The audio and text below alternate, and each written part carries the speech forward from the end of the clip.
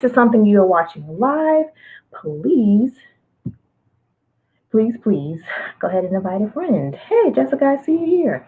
And someone else. That's amazing. So, looks like we're live here. You guys, welcome to Couch with Christian. It's Wellness Wednesday with CJ, me, Christian Jackson, your licensed mental health and wellness professional homegirl and daddy issues expert. I am delighted to be here with you all tonight, where every week I get with you 7:15 on Wednesdays so far, and you guys have been amazing, kind of giving me feedback live and this new endeavor I have here, just to talk about mental health.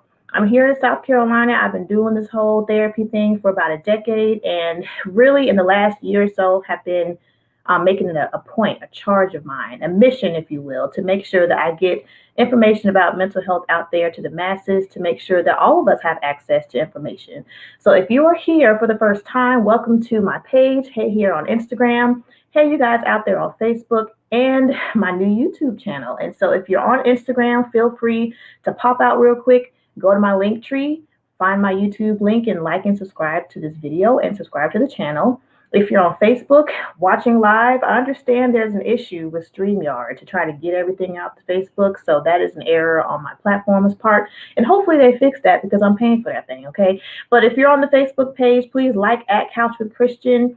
Sneak out, go to YouTube, subscribe to my channel, join the conversation, share with a friend while you're here, and we're getting started here. And engage with me on the comments, because this is our chance, y'all, to get together and have a seat at the table to talk about mental health and what comes to mind for you. I am really excited here to share with you guys, if you don't know, what my mission is as your daddy issues expert. So yes, I wrote a book, and it's right here. Daddy Issues, How to Detangle from the Sins of Our Fathers. These are my babies, and I will talk about them until the day I die, because I know how effective this work has been for women I have been working for individually in individual therapy. This book I wrote out of emotional trauma after dealing with a difficult relationship with my father. Up until this day, we don't speak. So what I've developed here is a manual really based on the work that I have been doing for years with women individually. I know that it works because the women stopped coming. They came less, and that is actually a good thing when it comes to therapy. In case you don't know, my job as your therapist is to work your way out of a job, right? So, hey, you guys there on Facebook, please share, invite friends. Go ahead if you're watching live, and let's talk about this book. So, the workbook is here as an accompaniment to what I'm writing here in the book. I'm setting up what daddy issues are, taking back the definition, trying to drop the stigma and talking about it like it's the weather, right? Because we want to make sure that we are destigmatizing all the negative things that come to mind when we're talking about women with daddy issues, right? So we're talking about the women who are clingy, promiscuous, right? Quote unquote, the women who don't have any kind of standards when it comes to dating, or they're bad friends, or maybe they have issues in motherhood. Everything is here in this book because I'm outlining how daddy issues impacts your relationship with other people. So we're talking about attachment issues. I'm setting that up for you in the beginning of the book. And so it's chock full of things for you to recognize what these symptoms are. When I say daddy issues, what does that mean from a clinical perspective? So I'm writing as, yes, a woman with daddy issues, but also someone who's a licensed professional, right? Someone who knows and has worked with her own stuff. I've been to therapy. I was actually there on Monday. I'm finding that I still got some stuff I have to tune up. And in between each chapter are the therapeutic pieces where you have a chance to make sure that you are sitting and asking yourself some therapeutic questions, self-reflection pieces, right? So you're getting to expand upon them in the workbook. If you were to get them and you want to buy them, they're on my website. It's www.couchwithchristian.com. You can find the book there, and that is where you can peruse the website and get to know more about me as a person, which is kind of fun because in therapy, as your licensed therapist, I'm not really allowed, quote unquote, to tell you personal things about myself. But the website gives you a good kind of vibe about who I am as a person, especially when it comes to daddy issues, who I was, how I worked through them, and what I know works for other women. And so I'm really excited to share these things with you. You can purchase them on my website, www.couchwithchristian.com, at the link in my bio. It's scrolling right down here at the bottom on Facebook and on YouTube right now. Thank you, Jessica, in Instagram. That's where you can find my book. What I'm really more excited about, y'all, is the fact that this coming Monday, the Daddy Issues Healing Circle is popping off, okay? So since March 22nd, when I launched the website, at couchwithchristian.com. I've been going through a rebranding. That also meant the applications were open for the Daddy Issues Healing Circle. What that means is I'm screening people. You would go to the website, you apply, we have a conversation, and we see if we're a good fit for each other, because I believe that choice is up to anyone who engages with me, as your therapist. I'm just doing the responsible thing and making sure you're safe for yourself and other people. So Monday, we start this 8-week journey together, and with 6 women, we're going to get together and work through the workbook, the Daddy Issues workbook, right? I'm really excited about that, you guys. And so I wanted to show you what is coming in the welcome packet. So for those women, and Jessica, this is actually your welcome packet in this nice Christmas bag, because listen, the price right now is super low. We're getting what we pay for. So at this time, you missed the inaugural chance to be in group, you get what you pay for. And to keep the cost down, to make sure I can offer this group to women, because I'm not in it for the money, I have recycled gift bags. So I'm going to show what's in here. There is a journal, an extra journal that I'm going to give you all, because part of what we're talking about tonight is self-care. I am talking about, Jessica sure did tell me she didn't even need a bag, but this journal is just for you to have extra space so that you can journal more about what comes to mind when we actually do the group, right? And so I'm also giving women, as part of their welcome packet for the Daddy Issues Healing Circle, it's already kind of wrapped up here, but I'm offering this mason jar as a gratitude jar, right? So it's part of the self-care activities we're going to be doing with each other. I have a whole video on IG, a reel, where I show everyone what's coming in the welcome pack, and I'm really excited about it. And we're going somewhere with this, people, so just hang in here. I'm also giving you, of course, you need pens to journal with, right, and to write with. And in this packet, I'm really excited to offer something that I've started using already since they came in from Amazon, these worry stones. And so they have a thumbprint where you can really put a good indentation for your thumb. Super cute, right? Like, look at this little stone. And for people who subscribe to the spiritual aspects of the stone, this, I think, Jessica, is an amethyst, something that you would enjoy. And so you can kind of use it as a grounding tool, right, for self-care. If I'm in a session, which I was on Monday for my own therapy, I had to use this worry stone just to kind of use to ground myself and make sure I was in the present and able to receive everything going on. And then one of my favorite things are these rings. Something that gives you a tactile to engage your tactile senses, your physical sense of touch, to again ground yourself for self-care. So this is something else I found on Amazon that came in like a pack of 12. Something I'm really excited to offer, again, to really just open your mind to all the different things that we have available to us in nature and on Amazon for literally $10 when it comes to trying to engage in self-care. So when I'm talking about self-care, I'm not talking about getting my hair done or my lashes. Oh, good, Jessica, I'm glad you like those rings. I'm not talking about the physical maintenance type pieces, right? What I'm talking about when it comes to self-care is that inner piece where you actually sit with your thoughts and you reflect on all the things coming up. And so large pieces, or a large part of the Daddy Issues movement, is the fact that you have to have a good foundation of self-care. Because I'm going to tell you right now, the books that I wrote, they don't end with a nice bow on top that says, now me and my dad are best friends, right?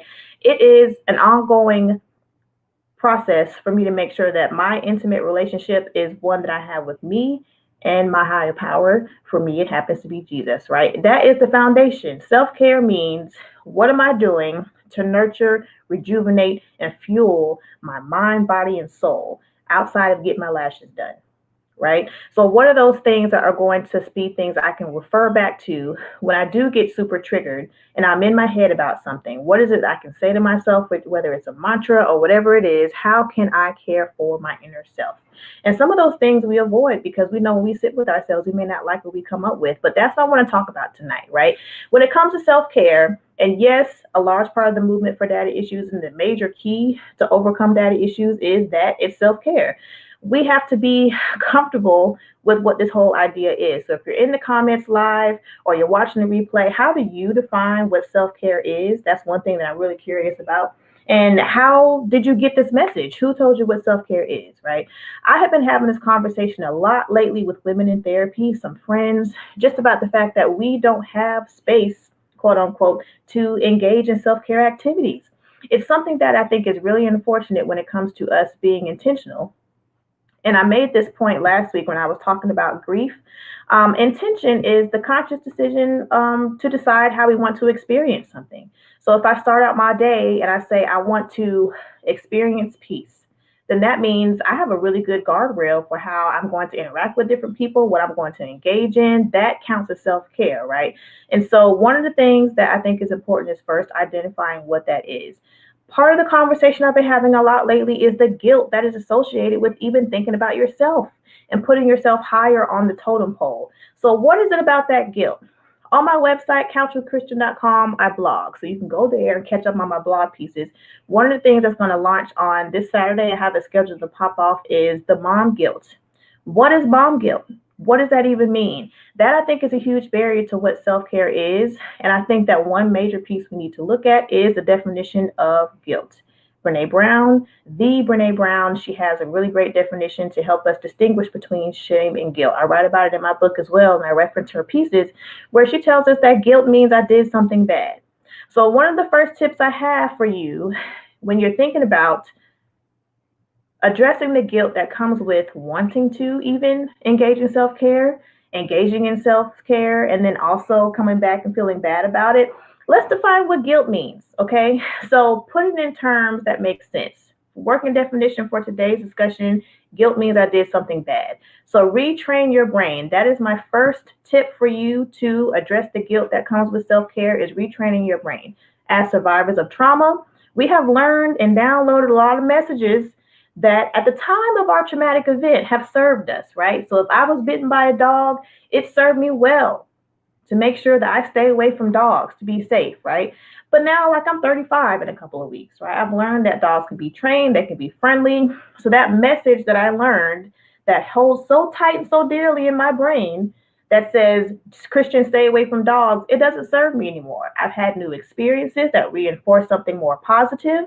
So if your trauma brain is taking over, and I've talked about that before at other Wellness Wednesdays. If we're thinking with our right brain that really downloads all the emotion and takes over and we're acting out of fear, if that is the space that we are thinking out of as trauma survivors, and I would guarantee that if you're alive, you've had some level of traumatic event that really just shaped the way you interact with different people and in different settings, we can have the power to retrain that message.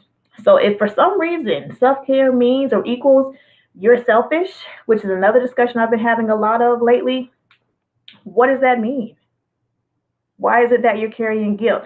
So put it in these terms. And when I say retrain your brain, I'm talking about giving yourself a mantra or something to hold on to challenge what your trauma brain automatically wants you to know and believe in those moments, right? So for example, if self-care means I want to read a book for 30 minutes, right?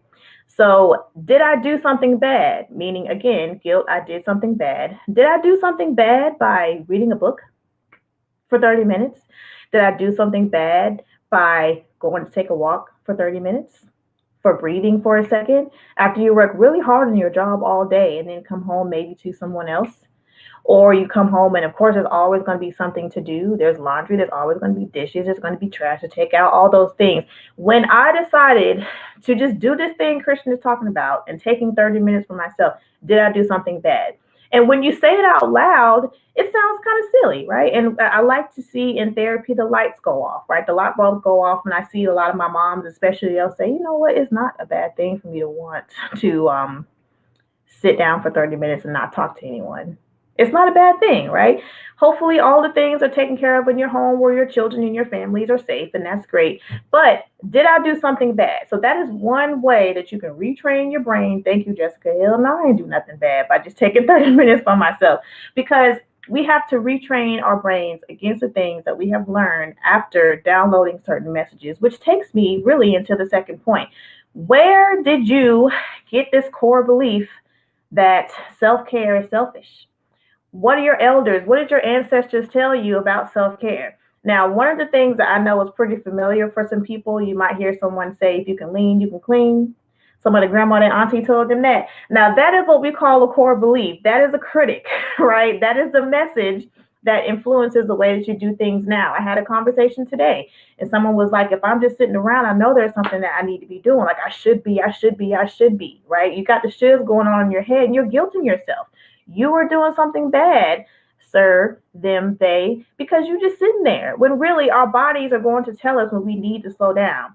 I have Crohn's disease. It's something that I just got diagnosed with last year. And let me tell you something, that is something that I received after lots and lots of stress. 2019 was a trash year, okay? So I got to tell you, if you don't slow down, your body's going to tell you. So I've had to do a better job of even listening to myself and challenging what my elders and or my ancestors would say about what my roles are as a woman, as a wife, as a mother. Right? So a lot of people have a lot to say about those different hats that we wear as women. And so we have to identify what those core beliefs are. One of the things that I do in work with women or just my clients in general when we're working through traumas is identifying what those stuck points are. Are you stuck with the fact and still operating on that belief that says you are nobody or you're selfish or you're lazy if you don't do these things, right? What is it that our ancestors told us about recharging? For the most part, it's not much. So there's a lot of guilt and shame. They are different, but we can experience them at the same time. What are those core beliefs you're operating on? That is going to be a comprehensive, like, good follow-up tool and action step for you after you are deciding to define self-care, understand guilt, and retrain your brain. The way you do that is to identify what those core beliefs are. What are those messages that are not serving you? I also want to talk about something I had a conversation about today. And let me look at my notes and see how I want to say this. Becoming aware of core beliefs around self-care. So what did it mean if you did something for yourself, right? So what did it mean if you actually took those 30 minutes? Like I said, retraining our brain means actually maybe even saying out loud that it's not a bad thing that I took these 30 minutes. But sometimes we have to go a little bit deeper and say, when I'm sitting down and I'm cleaning up, did it mean that I was lazy? Did that really equate to me getting in trouble? Was I in trouble or did I get a spanking when I sat down? I wasn't sweeping or mopping when I was supposed to. So what kind of person does that make me, right? So there are lots of deeply rooted messages that we pick up, whether we are actually sitting down with our elders or ancestors and remembering what they told us. You, Christian, are bad because you're sitting down, you know you should be mopping. As a kid, again, like, we don't have the language when it comes to trauma to even express our feelings or articulate our thoughts. So as a kid, I might think I'm a bad person because I'm not doing what grandma said. Are you still operating out of that underdeveloped brain where for a while your emotions don't really make sense and you can't really put them into words? Are you still operating in that space? And so that's a really easy way to get stuck and just think that you're a bad person for wanting to take care of yourself. So I wanted to touch on that because I've talked about trauma before, what it does to us and stunts, how it stunts us developmentally. That's a really important talk, and it's an important part of us to remember so that we can grasp what it means. When we're traumatized, we do get stuck in certain developmental stages that are just underdeveloped, and we operate like children. So I'm trying to teach my children that it's okay, and I'm modeling. Yeah, mommy needs a couple minutes before I come and talk to you for a minute. Today, shout out to my son Carter. He made dinner tonight. He made spaghetti because you know what? Mama didn't feel like it. I wanted extra time. I needed to get ready for my live. They understand that mommy works tonight on Wednesdays just for a couple of minutes with you guys. They appreciate and know that I need to pace myself. So it's also about what we are telling our and showing our future generations. Because again, when they think back to what you have told them when they were younger, maybe they'll get a better message than we did when it comes to defining what self-care is and the guilt that comes with it. The last thing that I want to tell you when it comes to managing your guilt, when it comes to self-care, is to define your values. And sometimes that means redefining your values. So if you are someone who kind of identifies with a personal mission statement, I've used those terms before. What is it that makes up who you are? I value peace, loyalty, friendship, and respect. Those are a lot of my those are my 4 top values, right? So again, if we're going back to intentions and how we are consciously deciding how we want to experience today, I'm making a conscious decision based on my values, who I want to talk to, and we're going to talk about boundaries here in the next couple of weeks. How does that make sense with your self-care? If I say that I value peace, and I want to experience that for the day, then part of my self-care, I know my day is going to have to involve self-care, right? It makes sense. So again, if you're able to define what that looks like for yourself, your values, that is, if we're basing all of our actions, hopefully off of that, it's telling me who I want to talk to, who I don't want to talk to. And in relation to my family, I did decline an invitation to a family event last week because I knew that I'm not ready. I'm not in a place to see my dad. I don't know what kind of place he's going to be in. So, for women with daddy issues, how are you engaging and setting boundaries for your father, for your auntie, for your cousin, for that person that takes you to a place where you know it would take you to the anxious space, the one where we're ruminating over things and in our heads, and that shame monster comes, right? Shame is different. It says I am bad. It's based on everything we've internalized, based on the messages from before. So if I value my peace, yes, I'm going to say no to a family barbecue, right? And it was actually a fish fry. I love fish, and I'm kind of sad because I know that they was thrown down over there. But if I value my peace over fish, and yes, family at times, then I chose for myself. And I had a great Saturday, rain and all, right? So it's so important for us, again, if we are going to be in this space to get rid of the guilt, what do you need to tell yourself? What do you need to be journaling? This is my journal. What do you need to be journaling and writing down when it comes to dreaming big? A gift from my son. That's what this says. Dream big about what your self care could look like. I was asking a question today. If you could imagine ideally what that looks like for you when you were your ideal self and you're optimal level and you were getting exactly what you needed self care wise, what would that look like? Couldn't even get an answer. And I think a lot of that is because we don't put a lot of thought into it. The word today that was used was autopilot. I keep going, I go with the flow for everybody else but yourself. And so, yes, it's okay for you to prioritize yourself. And I actually spoke to someone else earlier today who's on a good part of her journey. She is prioritizing herself, delegating more, building a support system, engaging on all the self care things we're talking about, being intentional. And sis is killing it. You know what I'm saying? Like when you feel the result of the work that you're putting into yourself, it is that much more powerful. And it just reinforces the fact that this can be done. I can actually feel okay. So I would recommend if you're going to start this whole self-care journey, where do you want that to begin? Is it going to be physically? Where I was just talking to my friends a little bit earlier about changing your diet. I have stopped eating meat for a little bit and I had to take a breath because that has been hard. But here I am 4 weeks in and I'm starting to feel better. You know, it's something that is different for me. Again, it's a matter of retraining 35 years the way I've been living life. But think about where you want to start. Sit with yourself, listen to your body, and figure out what's the most important that you need to prioritize when it comes to self-care. Because in the Daddy Issues Healing Circle and in my book, I address physical, mental, spiritual, and emotional health. And we got to start somewhere. And some of those things overlap. And I guarantee if you focus and intentionally kind of redirect all of your energy to one piece of your self-care, I think everything will fall into place. That's what I've seen and that's what I've experienced. So if you have things that you want to add to this discussion, please comment below. I come back, I read the comments, I get more DMs and comments, and I appreciate that. I like to engage with you and give you advice if you allow me to, because you hit me up for that, I guess. But don't be shy. You can bring it to the comments too. I don't want to force anyone. I'm trauma informed. So I appreciate your feedback, both private and publicly, but please share with me and share ideas on how you address the guilt that comes with self-care. Sit with that definition. What does that mean for you? And so if we're going to define that, separate yourself using the word guilt and saying I did something bad, you're really in a better space if you did something bad, quote unquote, right? If you're guilty, you just stop the habit. So how are we actually using our language to free ourselves? Those are important points, right? So I hope that you enjoy the Wellness Wednesday from today and the weeks before. You have plenty of time to catch up on all the Wellness Wednesdays up to this point. I don't like to keep y'all long. I got things to do too, but I want to make it a point. It is my mission to engage with you regularly. And one thing that I do want to say, I have someone in the comments here on Instagram saying, hey, Jessica, I tell myself if mama ain't okay, nothing is okay. And I'm going to drop the mic right there. I like that ending. Thank you for sharing that, Jessica. For you guys on Facebook and on YouTube, thank you for tuning in. Please like and subscribe this video if you're watching on YouTube. Thank you, Instagram. As always, you guys are a great support, and I appreciate you. Y'all have a great night, and I'll see you on the interwebs. Bye, you guys.